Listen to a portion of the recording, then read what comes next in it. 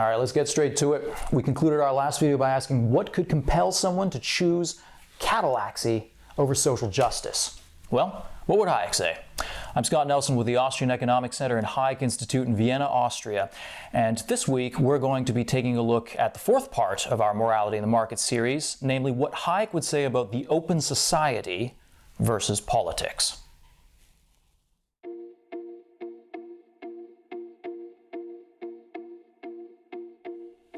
All right, so let me just state at the outset that Hayek uses the term Catallaxy interchangeably with all sorts of other terms like catalactic order, abstract order, market order, great society, open society, etc., etc. And so I'm going to follow him by using several of these terms interchangeably as well.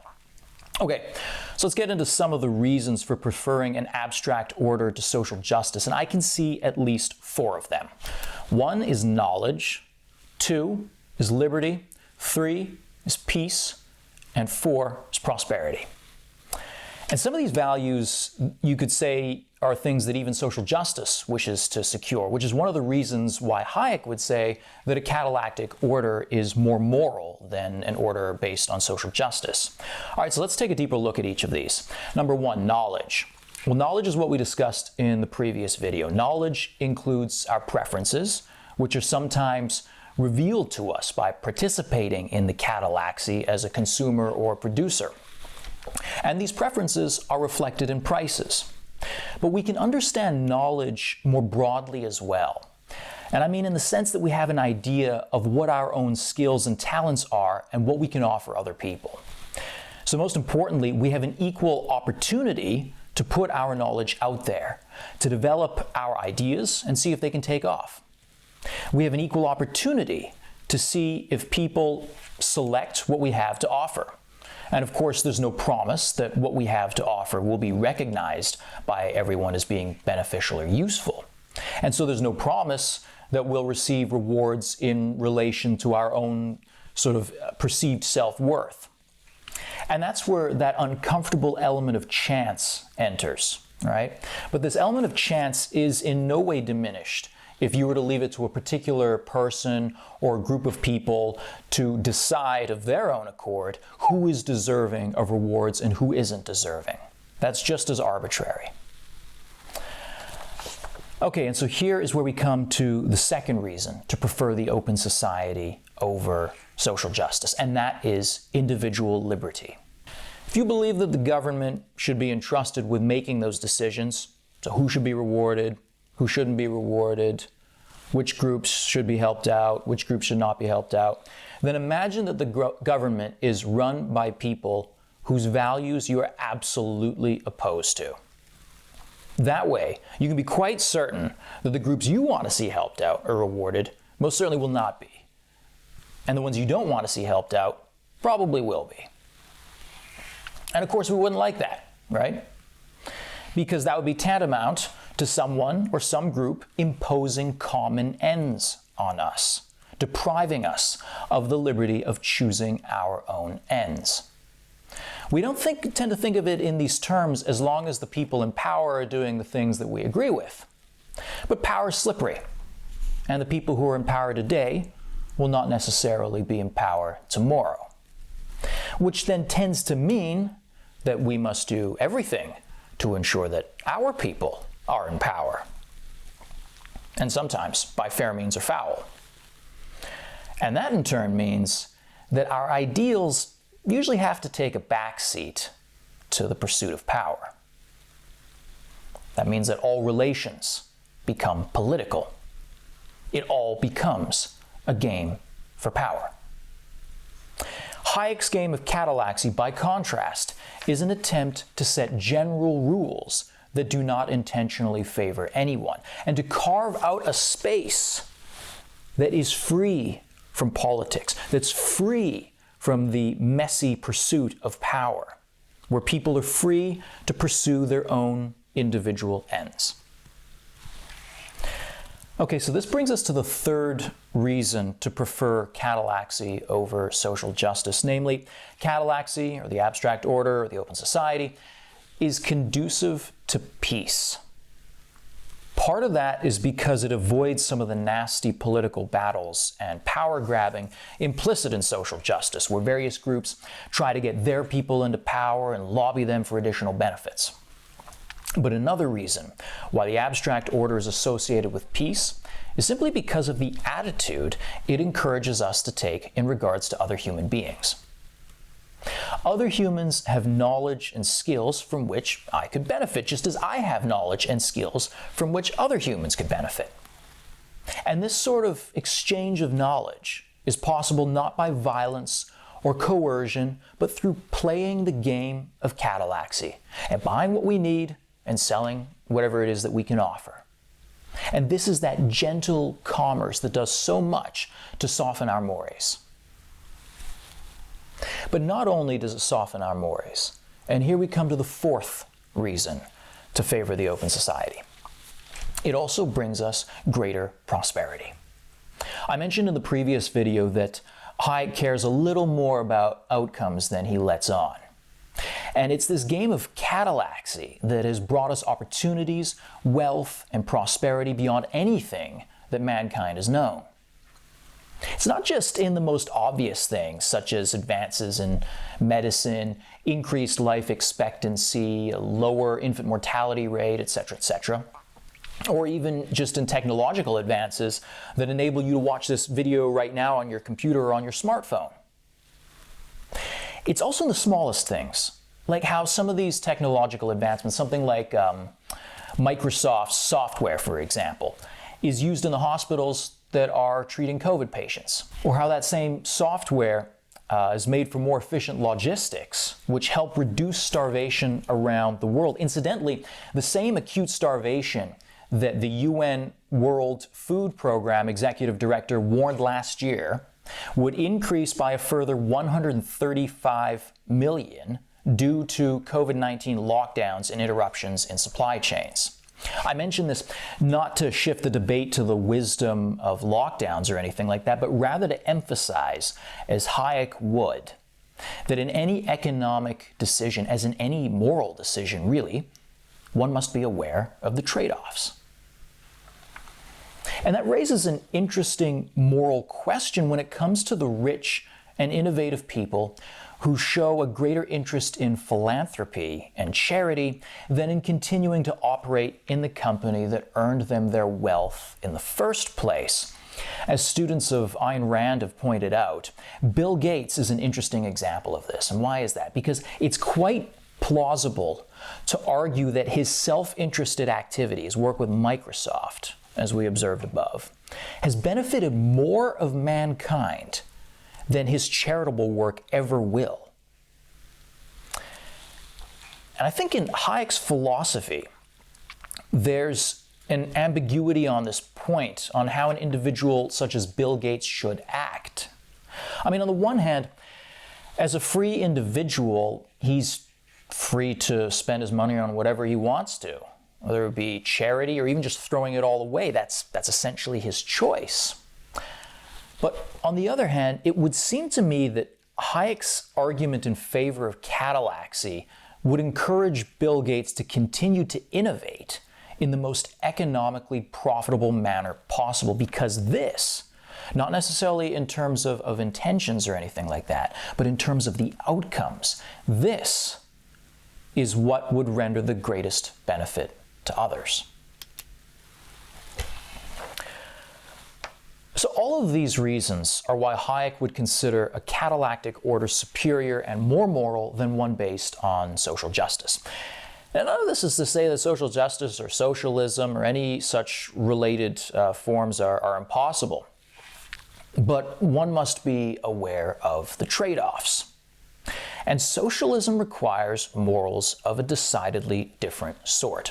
I couldn't resist here the opportunity of citing the French liberal Bertrand de Jouvenel, who did point out that a socialist community has worked for centuries. They're called monasteries. And he goes on to say, but it's to be noticed that these are cities of brotherly love because they were originally cities built up by love of the Father. It is further to be noticed that material goods are shared without question because they are spurned. The members of the community are not anxious to increase their individual well-being at the expense of one another, but then they're not very anxious to increase it at all. Their appetites are not addressed to scarce material commodities and thus competitive. They're addressed to God, who is infinite. In short, they are members of one another not because they form a social body, but because they are part of a mystical body. Socialism seeks to restore this unity without the faith which causes it. So an interesting point. Now, Hayek knows, despite all that the pull of social justice, socialism, nationalism, all of which he would classify as so many different forms of tribalism, essentially, he knows that the pull of these things is strong. The need to feel that we're all moving in the same direction, that we must assent to common ends, is strong. There are minor reasons for this sort of thing. One of the things that Hayek observes is the fact that in the last century or so, an ever-growing proportion of people in society work as members of large organizations. And these organizations have been very successful, such that we don't often realize that the rules for organizations are not the same as the comprehensive market order that these organizations inhabit. But where an organization can and indeed must have clearly defined goals or common ends, this is not the case when it comes to society as a whole. But Hayek also thinks that the pull of the social, if you will, is grounded in our evolution. Smaller tribal societies are based on feelings of personal loyalty. Loyalty to the group. It's a sort of dynamic we see at work when people view each other only as members of particular groups, whether those groups be defined by gender or by race or by class, and that their loyalty must be above all to that group. It's a sort of dynamic that we see at work in the attempts to lock in advantages of one group against a more efficient competitor, such as we've seen with taxi companies against Uber. It's the dynamic of the tribe, whose modern manifestations Hayek sees in nationalism and socialism. And he calls these manifestations atavistic, a sort of throwback to our tribalistic past. But tribes are not civilized. And civilization, the open society, requires obedience to the discipline of rules rather than natural instincts. It requires adherence to the general rules and laws, the abstract order that applies to everyone.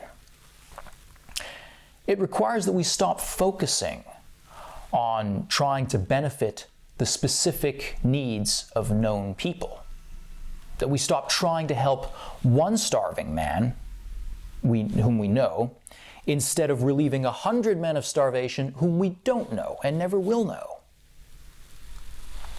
It requires that we act in our own economic interest. Hayek is asking for no less than that our morals evolve, that we, in a sense, evolve, so that our common order of liberty, peace, and prosperity can be extended from small groups to ever larger communities. And curiously, one of the implications of this is that we must reduce our obligations to one another, especially to those circles closer to us, such as our own group. Instead, we should be obliged only to the abstract order of general rules that treats everyone equally and benefits all.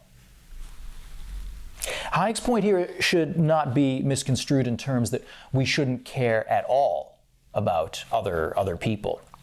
He's simply saying that by participating in a Catallaxy, by adhering to the abstract rules and the price mechanism that characterize it, we are indirectly benefiting more people than we would if we targeted particular groups to help directly.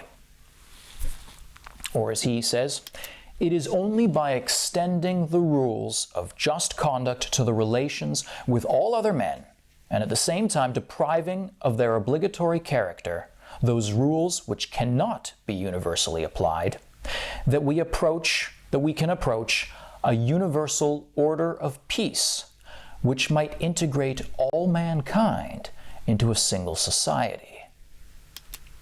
That's quite a goal. Isn't it ironic that a thinker so opposed to progressivism could have glimpsed the solution to our time only in the necessity of our moral evolution and progress? So let's descend from these Empyrean heights. Hayek is very well aware of how difficult such a morality is. He cites the Spanish philosopher José Ortega y Gasset. Liberalism, it is well to recall this today, is the supreme form of generosity. It is the right which the majority concedes to minorities, and hence it's the noblest cry that has ever resounded on this planet. It announces the determination to share existence with the enemy. More than that, with an enemy which is weak.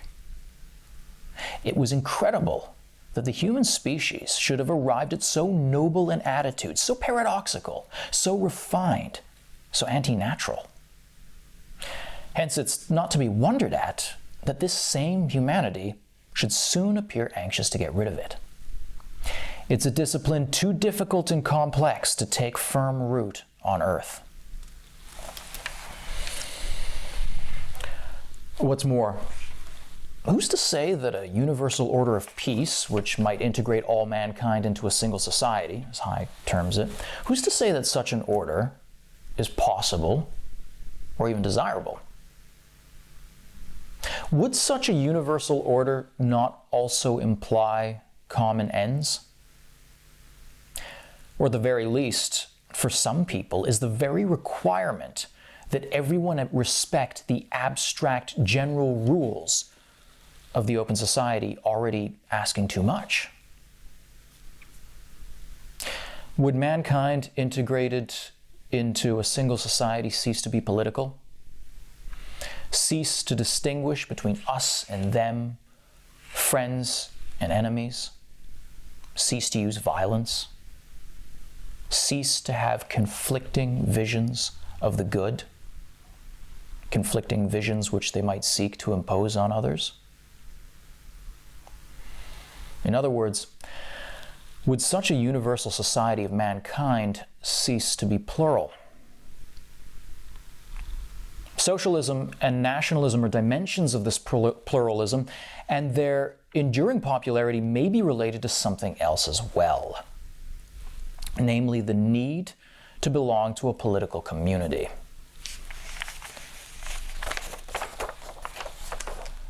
The French liberal Raymond Aron, in commenting on Hayek's Constitution of Liberty, once wrote, "The ideal of a society in which each one would be able to choose his gods or his values cannot flourish before its individuals are educated in the common life." Hayek's philosophy presupposes as already acquired results which past philosophers considered as the primary objects of political action. In order to leave everyone a private sphere of decision and choice, it's still necessary that all or most want to live together and recognize the same system of ideas as true, the same formulation of legitimacy as valid. A society must first be before it can be free. I bet you weren't expecting that in a video on Hayek. But this is a dimension of thinking politically that's not always found in Hayek's philosophy. In stark contrast, for Hayek, Catallaxy is a game that eschews thinking politically because it does away with interest groups, the scrambling for power, and the antisocial friend-enemy relations that social justice and politics in general fosters. Catallaxy, or the open society, is in fact supremely inclusive.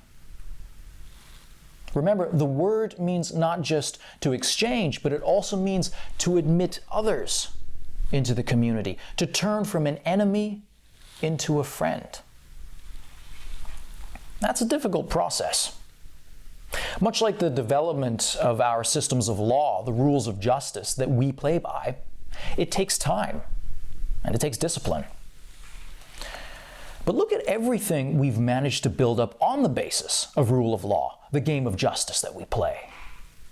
It takes discipline to sustain civilization. It requires even that we place limits on our desires. It requires that we distinguish between liberty and license. But the difficulty of this moral discipline, of this moral evolution, should not blind us to the very real benefits of the open society. And so Hayek leaves us with a choice. As a proper economist, or in any video about morality, that's what it always comes down to, a choice. In this case, it's between a seemingly unnatural morality that we already semi-adhere to, and an emotionally more natural and tribal morality that produces worse outcomes. I should say worse outcomes, provided that your reason for opting for an open society, for things like liberty, peace, prosperity, knowledge, most efficient use of knowledge, provided those are things that for you characterize the good life. That in and of itself is a philosophical question. Now, I've provided a handful of reasons that could convince some people to opt for an abstract order over social justice or socialism or nationalism. But I must say, I myself am less optimistic than Hayek, and I cannot reject the idea that politics will always find a way into any order. Any order, including the open society, will always have to reckon with the game for power, the dichotomy of us and them, the government of men. And this is the sort of thing that's ongoing. This is a criticism, from my view, not just of Hayek. It applies equally to any sort of order, let's say, based on social justice or equality, that believes that we can find an end point where everything is all right, where all humans are equal and they can all feel self-fulfillment, or we can all live in some sort of lazy self-satisfaction. Essentially, it's a criticism of utopia. So yes, as I was saying, the open society will always have to reckon with the game for power, the dichotomy of us and them, and the government of men. The government of men can never be entirely replaced by the administration of things. Technological advancements, interconnectivity, all these wonderful things, etc. These things are not inherently good. It's a question of how we use this technology. That's a political question. Being exposed to other cultures and other people is not inherently good. In fact, knowing more about others can also give us so many more reasons to hate each other. Again, it's a political question. And the political question emerges so often because we, by nature, are political. Now, in Hayek's defense, Hayek might argue in response that just because it's in our nature doesn't mean we must succumb to it. We must have the discipline to restrain our nature, to restrain our desire to dominate others in ways that contradict the Catallaxy order, and to exercise all of this restraint in view of the open society, an order that is better for all of mankind, which is a goal that we may or may not even care about.